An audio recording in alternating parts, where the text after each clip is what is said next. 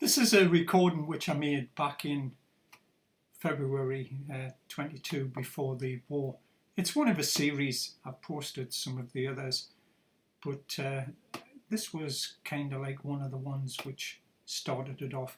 Basically, it covers the possibility of false flags, and also there seems to be a lack of balance with some of the reporting by the mainstream. Anyway, here's the talk. The next big story, which is nothing but political, is UK rain. And the papers, they had like a hiatus, they had a couple of days off discussing Prince Andrew and the court case. And then yesterday it was Prince Charles and his one of his charity things and the Cash for Honours thing. But now we're full steam ahead, back with the WW3.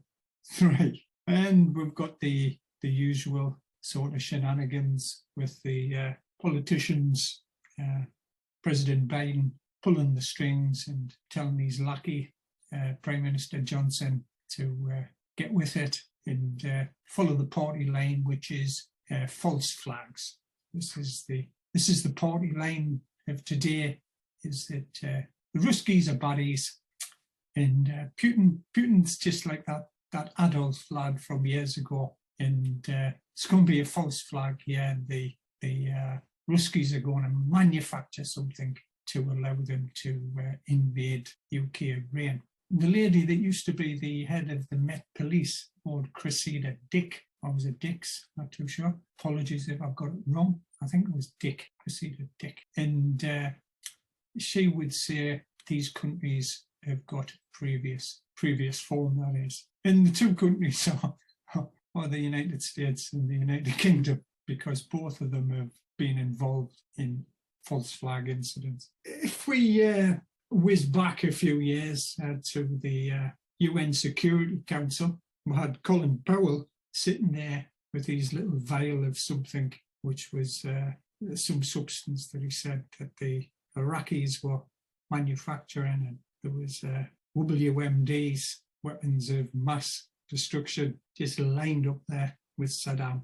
And even though the people had been the inspectors had been in Iraq looking for the WMDs, they couldn't find them. But he assured everybody that they were imminent, and if they went into the old Iraq, they would find them tutti sweetie, and yeah, everybody would be vindicated. And on our side of the pond, we had a dodgy dossier. Sexed up, I think it was Alistair Campbell that used that expression, I'm not too sure. But he was the press secretary for Prime Minister Blair at the time. And he stood up and basically said that there was, within 20 minutes or something, Cyprus could be attacked. You've got a lot. Cyprus could be attacked by Iraq. Why? I've got no idea, but it could be. And there's British troops inside. I've got no idea why they're there. But anyway, this dodgy dossier was pushed out, and it was sexed up, and it was pushed out, and the WMDs, yeah. Anyway, they invaded, helped by sort of publicity. I think there was one young woman, I think this was this Gulf War One? They all merged into one. But there was one which was later proved to have been a publicity job. Babies in incubators, Saddam's troops, when they had invaded. I think this must have been Gulf War One, when they invaded Kuwait. And it was later found that a testimony that she had given, saying that she had seen all these babies ripped out of incubators and thrown on the floor. No, she hadn't seen them. And it was later proved that she was the daughter of the ambassador to the United States. And it was later proved that she was coached by a PR firm. You've got Colin Powell in the UN telling porkies. You've got Alistair Campbell with this dodgy dossier, which seemed to have porkies in it. You've got Prime Minister Blair ramping it up. Now, this isn't the first time that countries like Britain have been involved in deception, false flags. You cast your mind back to the mid-50s. This Suez, Britain and France were a bit miffed because President Nasser, who the papers said he was It was like either Adolf or old Benito. Nasser had, and his gang of lads had overthrown the king and had taken over and made Egypt into a republic. Now, Britain owned about half of the Suez Canal. Britain had troops in Egypt, and how President Nasser had wanted to upgrade, get more electricity and build this big dam, the Aswan Dam. And he was looking for funds from the UK and the US to build it. And because of his stance on Israel, the Yankees in us wouldn't give him any money. So here, presto, he went and had a word with the Soviets and they funded him. He took the step of nationalising the Suez Canal, and France did a deal with the Israelis for the Israelis to attack. And under that pretext, Britain and France would invade Egypt and the Suez Canal. It wasn't like Nasser pinched the Suez Canal. He paid because it was a trading company. It had been built by the French, and then subsequently the British government had bought shares in it. He paid them off. He gave them wherever the rate was, wherever the shares stood on the Paris bourse at the time. So the false flags abound. If you want to go with false flags with the Yankees, you've got the Bay of Tonkin, which is where an American was allegedly attacked by North Vietnamese, allowed President Johnson to ramp up the military in South Vietnam. So there's plenty of false flags going about, and there's plenty of newspapers warmongering, ramping things up. You know, you can go back the WW1, and there was posters in Britain of German soldiers bayoneting babies and stuff like that. There's plenty of false flags to go around for everybody. But the false flag, which is being pushed out by President Biden and subsequently pushed out by Prime Minister Boris Johnson, Prime Minister Boris Johnson's Foreign Secretary, Mrs. Liz somebody in it. She's out trooping around Europe, getting her air miles up, rattling the sabre, telling them that the Ruskies are all baddies. Russia is ready to fake a cause to invade Ukraine. That's what President Biden's saying. He says he believes Russia's on the brink. He believes it, and could be because the eastern part of the country is a lot of what people would say like ethnic Russians who want separatism from Ukraine, and they basically either want to have their own country and be aligned with Russia, or they want to join Russia. And the bulk of the people that seem to live in the eastern part of Ukraine seem to want to do that. Now, obviously, the Ukraine government in Kiev, they don't want that. They didn't want the country being split up. So there's been an ongoing sort of low-level civil war, you might as well call it, 6, 7, 8 years. Apparently, there's lots of people being killed. That really didn't interest many people in the West. The reason why it seems to be interesting people in the West now, and primarily the Yankees in the West, Nord Stream 2. This is a second gas pipeline from Russia to Germany. Russia supplies around about 40% of the gas for Europe at the moment, and it's keen to export more. The Germans are shutting down their nuclear facilities, and the Germans are keen to buy more inexpensive, constant supply gas into the future. You say, well, why would the Americans not like that? You've got the de-escalation, because if you trade with people, you tend to become more friendly with them. You tend to have more trips. It tends to be more bilateral agreements. People tend to spend more time in each other's countries to get to know each other a bit better. And the trade goes both ways.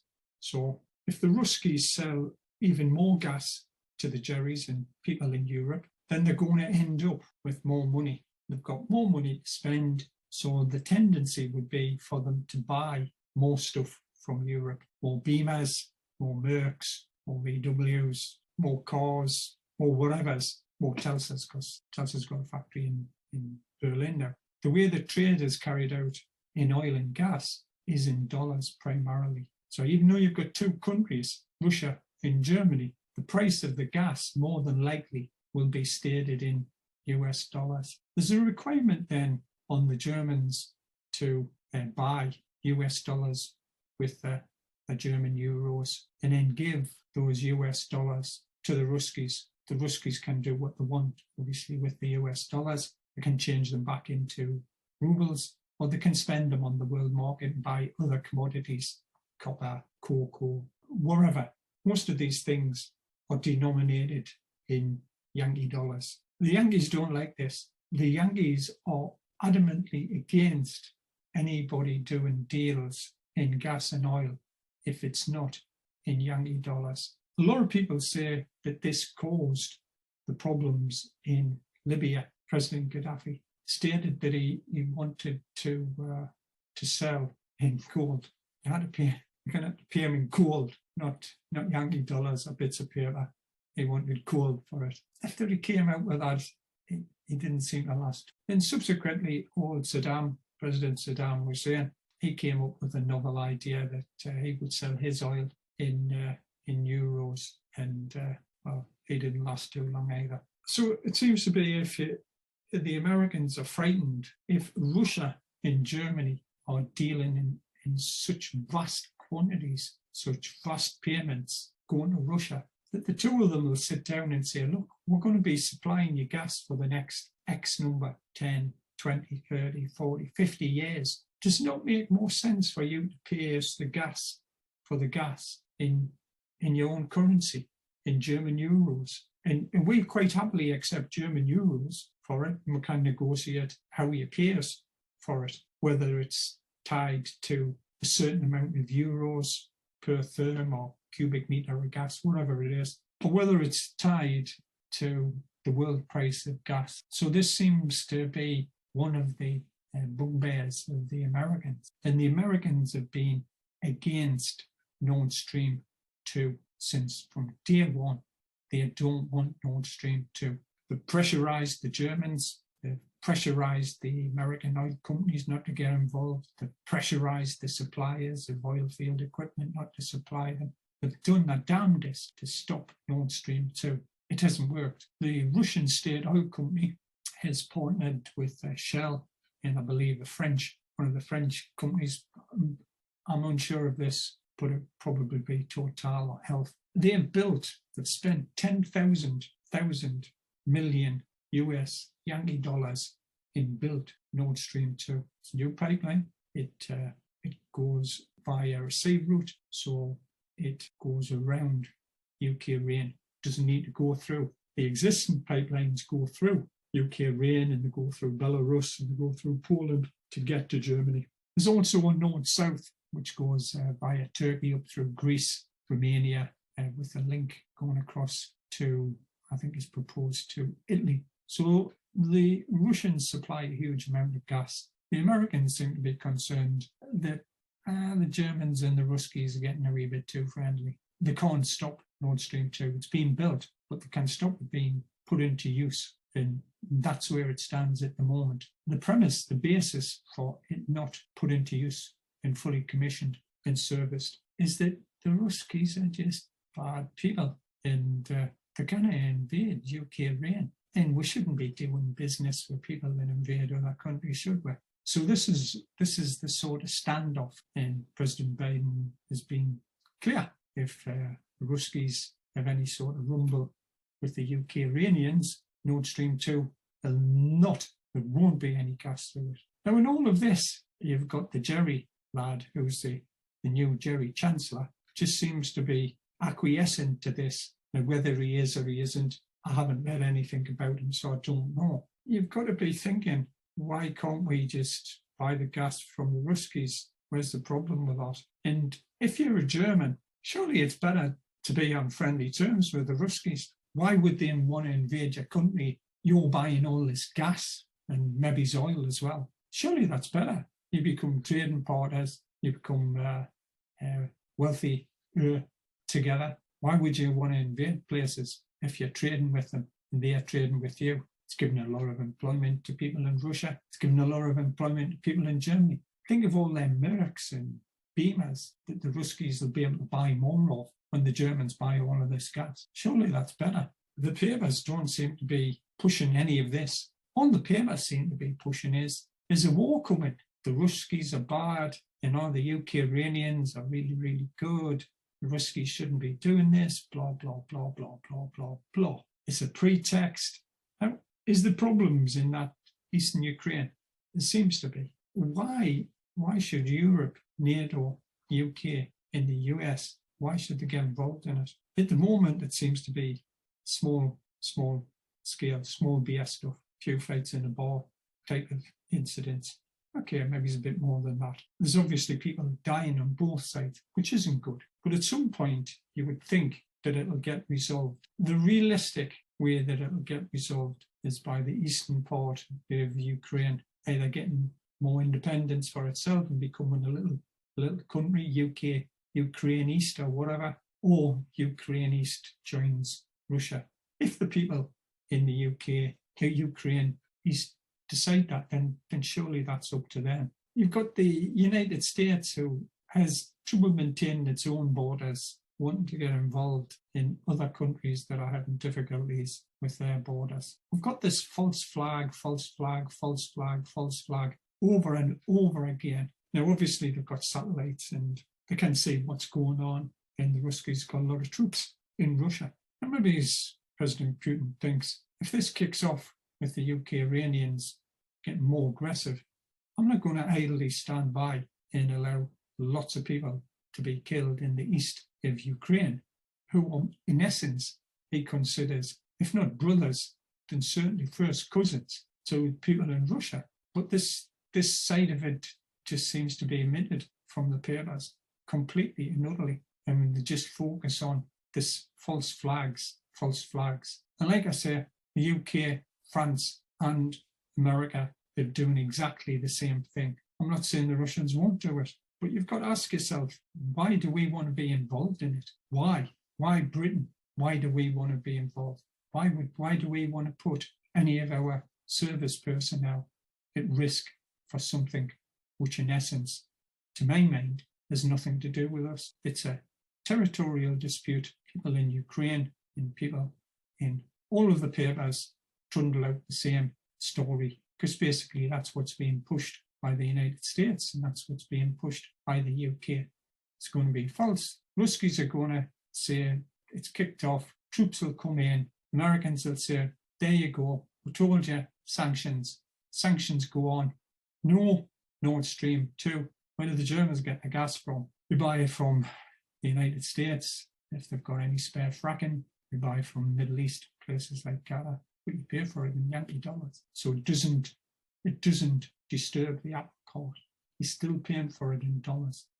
The fear, what's happened is that in some of the contracts, I believe, between China and Russia for gas and oil contracts have been done in local currencies. So I'm not too sure if the Chinese are paying them in rubles, in the local currency out there. But I think they're going round. Russia doesn't want to be tied to dollars if it can avoid it. So if Germany would agree to pay them long-term contracts, pay them in German euros, I think the Ruskies would be quite keen on that. So President Biden was speaking in the White House. He says it's bleak, it's high risk. Indication they're going to attack Ukraine. And he senses it. He senses, as May senses, it's going to happen in the next several days. Now, they said this at the weekend, and he sensed that it was going to happen around about Wednesday.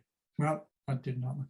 And it hasn't happened on Thursday. And so far as I'm aware, it ain't happened on Friday. But he's covered himself by several days. But you can see this as just a constant drumbeat of this, which to my mind, as I keep saying, small BS stuff, a little bit of a local rumble, two sets of people in the east of Ukraine. Let them sort it out amongst themselves. We've got Boris Johnson, the Prime Minister, who's in a fighter jet.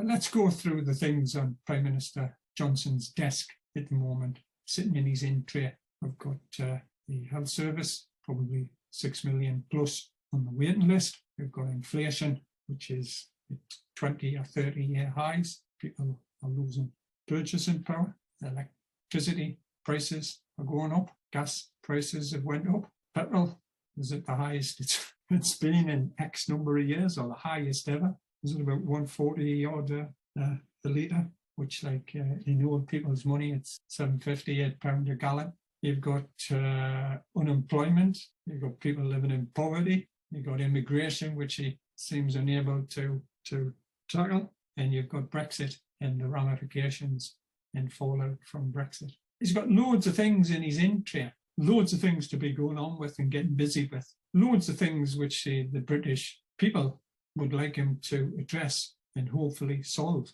and make better. But no, I'm not going to talk about any of them things. Whether he's doing in trying to resolve any of them big problems, I would imagine yes, in the background. But it doesn't seem to be the focus of attention.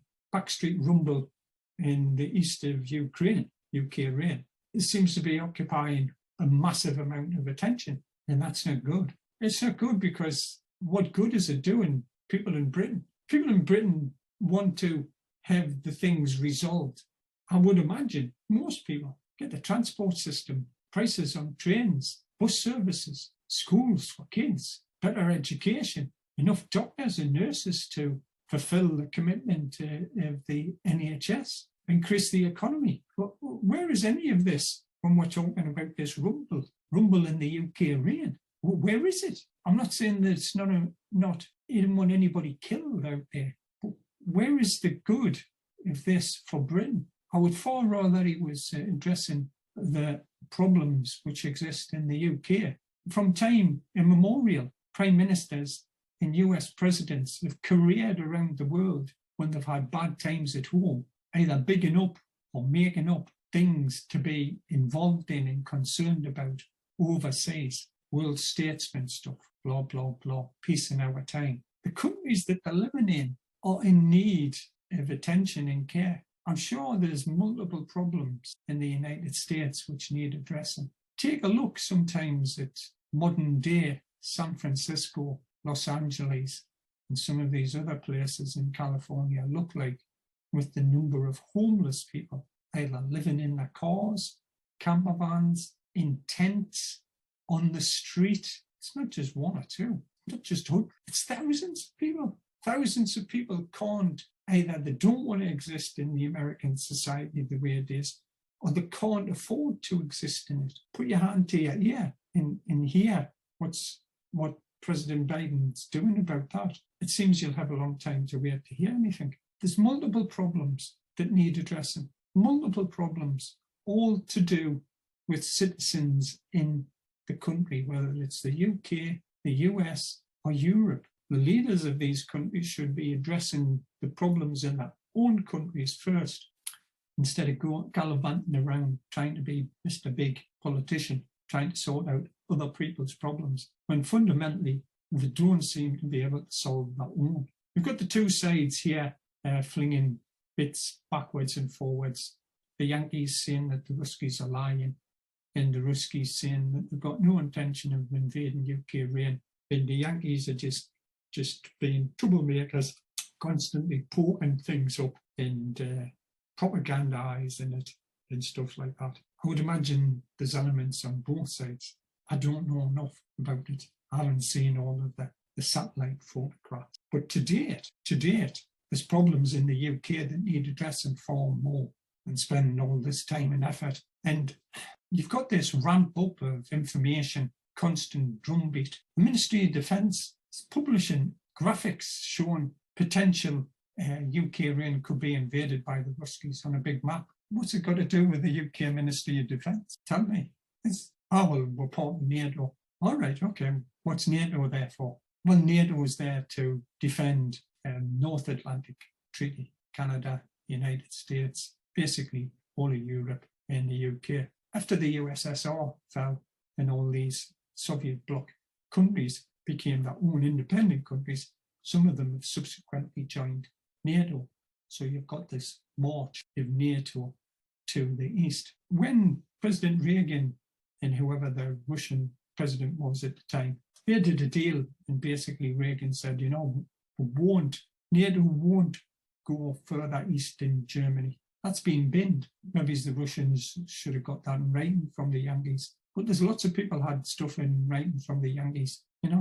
Go ask the Lakota Sioux. Go ask the Cheyenne. Go ask those sort of people. Go ask them. They are all treaties from the American government, written in paper. Didn't seem to hold much water when push came to shove, and some bright yellowish metal in certain parts, and maybe you're going to have to move your wigwams again. The Yankees have form on this, and I'm not saying the Ruskies are holier than thou, whiter than white, but you've got to have some sort pushback by some of the papers on this stuff, which is not. It's just as though the Foreign Office had written the stories and plumped them in the papers. At the time of Suez, the British government was toying with the idea of taking over the BBC, so it could be the propaganda arm of the British government. But you don't seem to need a propaganda arm of the British government if every one of the papers is saying exactly the same. There's not one bit that I can barely read in any of these papers gives the Russian in middle of the road perspective. It's all Ruskies are bad, Ukrainians are great. We've got to step in for our Ukrainian pals and help them out. And Putin is just like Adolf. And that's the sort of primary school thing which seems to be going on. So we've got this, the US Secretary of State Blinken. He's like equivalent to the Yankees Foreign Secretary. And he was told by President Biden, get your arse off to the United Nations, see what you can rustle up down there. Like I say, remember when Colin Powell went to the United Nations and what that led to? And he's saying, the plan's going to be manufacturing a pretext, blah, blah, blah, it's a violent attack, outrageous accusation, state media, blah, blah, blah, blah, blah. This has been used countless times by countless countries to attack other countries. It's nothing new here. It's a standard, You trump up falsehood and you go in. And Blinken, he's been to the UN Security Council and he's told them, they've got intelligence about the Ruskies' plans. And then we've got Mrs. Truss, the Foreign Secretary. She's doing a world tour of Europe. It's going to end up in Munich the weekend, and she's saying NATO's position: no concessions. No. They want to become part of NATO. They've got the right to. Then they're going, we're just going to antagonize somebody by letting some. Well, they've got the right to come into this club, and if it antagonizes somebody, well, that's up to them to sort out. And you're going, should you not try and dampen things down instead of being belligerent people? Yes, Ukraine's got the right to self-determination. Yes, Ukraine's got the right to join NATO. If they do, you're just going to create more tensions. Is that a good thing? I'm not too sure about that. I'm not saying that they shouldn't be allowed to do it. I'm just saying maybe you've got to get some more agreements in place, i.e. if Ukraine joins NATO, that we won't normally have foreign troops based there. We won't be putting missiles next to your border. I think the Russians are looking for something like that. But not. If they want to join, they can join. Yeah, we'll let them. Yeah, we'll just get some missiles right bang up against the side of Russia. As far as I can tell, the Ruskies just want to do commerce. They want to sell more gas. That's about it. At the present time, WW3 hasn't started, and we've basically got the Yankees and we've got Whitehall and the United Kingdom, people all saying the same thing. I think what happens is they give press statements out and then the papers just write those press statements up. Now, maybe on the inside of the papers, maybe there's more comments that I haven't read. Maybe there's some pushback given alternatives. But this is just the main that they're going over and out. Arrivederci.